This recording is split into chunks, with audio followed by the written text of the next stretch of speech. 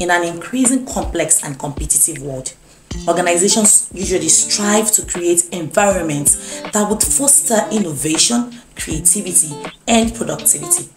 So central to this quest is the concept of psychological safety, a critical component of workplace culture that has far-reaching implications for the employee's well-being and the organization's success. My name is Omi.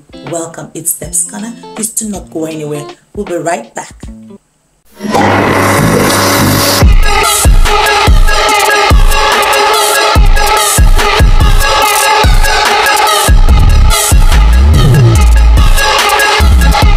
Welcome back again. My name is Umi and it's still Deb's Corner. Please hit the subscribe button, follow, like and share.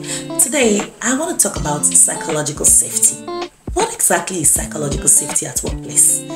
It's been a term that has been used recently. I mean, it's the buzz in town, okay? So let's talk about the meaning of psychological safety. Alright, psychological safety is a workplace culture that allows individuals to express themselves without fear of negative consequences. It is a shared belief among team members that they can take interpersonal risk, such as admitting mistakes or proposing new ideas without facing humiliation, rejection, or punishment. Alright, so let's talk about the types of psychological safety that exist in organizations. So we have, first I will talk about the inclusive psychological safety. This type of safety emphasizes diversity, equity and inclusion. It ensures that every employee feels valued and has an equal opportunity to contribute, regardless of your background, your identity or perspective, okay? And then we have the contributory psychological safety. See, in contributory psychological safety, employees feel free to share their ideas and insights without fearing ridicule or criticism. It encourages active participation and engagement, perhaps from individuals now and not as a whole, okay? There's also the interpersonal psychological safety. You see, this aspect focuses on healthy relationships among team members, okay? It ensures that individuals can express their feelings, their concerns and emotions, promoting empathy and understanding. Alright, so what are the steps that we can cultivate in our workplace environment to ensure psychological safety? First, I would say that the leadership of an organization has a major role to play when it comes to this concept.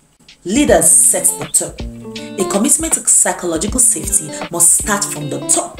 Leaders should model the desired behavior, acknowledging their own mistakes and showing empathy to others. What you want to see in your employee, you might as well start to show, or you might as well let it start to show in you. You might as well start to reflect the same behavior you would want your employees to imbibe.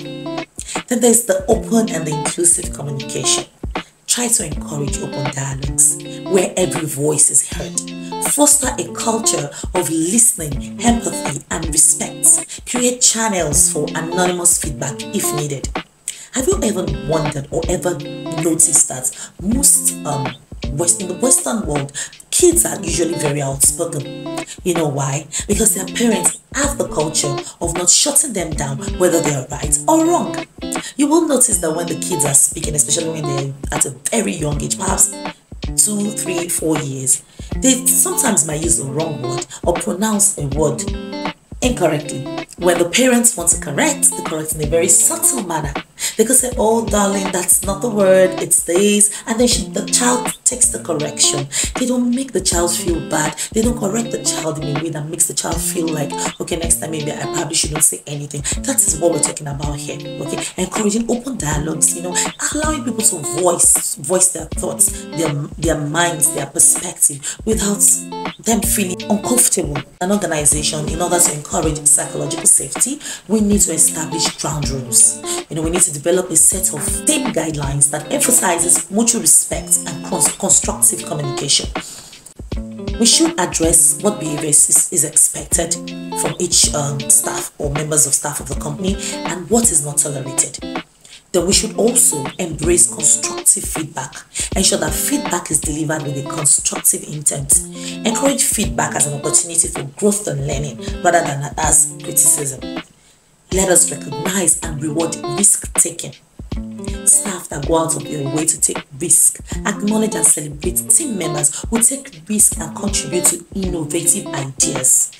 Create a culture where mistakes are seen as stepping stones to success. Okay, it allows people to freely express themselves without any fear of being shut down, or fear of being criticized, or of being judged. Okay, how about we start to put in some effort into training and education? Let's learn and develop the culture of providing regular training on topics like diversity, inclusion, empathy, active listening, and emotional intelligence. You see, this would equip the employees with the skills to navigate sensitive conversations.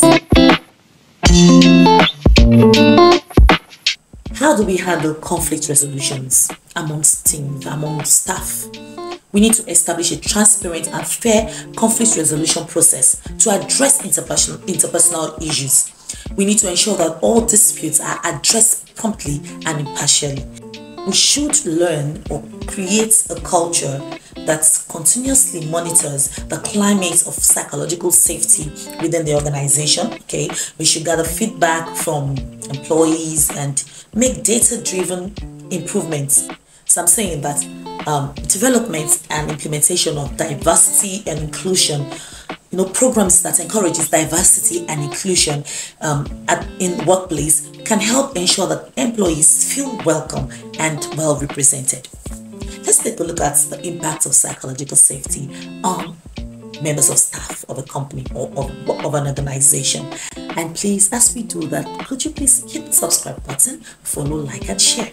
At home, we could also imbibe the culture of psychological safety, because this is also applicable to us as parents in relation to our children, and even as children in relation to their parents. So it's not just the workplace thing alone. I mean, we could also kind of adapt some of the topics or the tips that we're being given here into our homes when we relate with people around us, and even with our children. So let's look at some of the impacts of psychological safety. A workplace culture rooted in psychological safety has several advantages. Okay, it promotes trust, engagement, and creativity. Yes, it empowers the employees to take calculated risk, and it fosters innovation. Ultimately, it leads to a better decision making, higher job satisfaction, and a sense of belonging among team members. I can tell you that ultimately, each staff of an organization where psychological safety is being encouraged will develop over time and will be best at whatever it is that they do. You know why? Because they are given the room to better improve themselves. They know that they have a chance where they can voice out their opinion. So they're constantly put on their toes, to learn and to do better, especially when they are called forth, to make any presentation or when their opinion is being asked.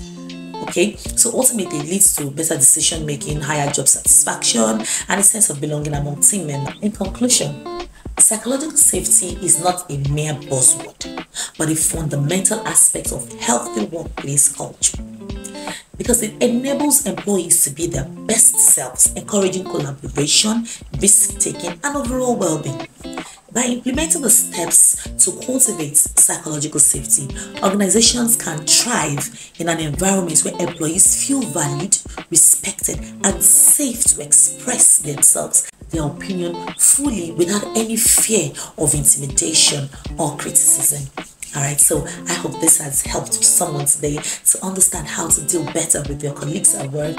Psychological safety is something that so much effort should be put into in the workplace environment. You should be given a lot of thoughts in every organization to help people build team members that can work together harmoniously. See, where there are team members and there is a discord among team members, there's little that the organization can achieve as a whole. That's the truth. I mean, when I have a problem with A has a problem with B has a problem with C, then of course it's going to impact the productivity of that company or that organization. So it's so important, it's highly imperative that we begin to practice the culture of psychological safety at our workplace. My name is Romy. Please hit the subscribe button, kindly follow, like, and share. Till I see you again, it's always me, and you know how I always love you. All right. Thank you.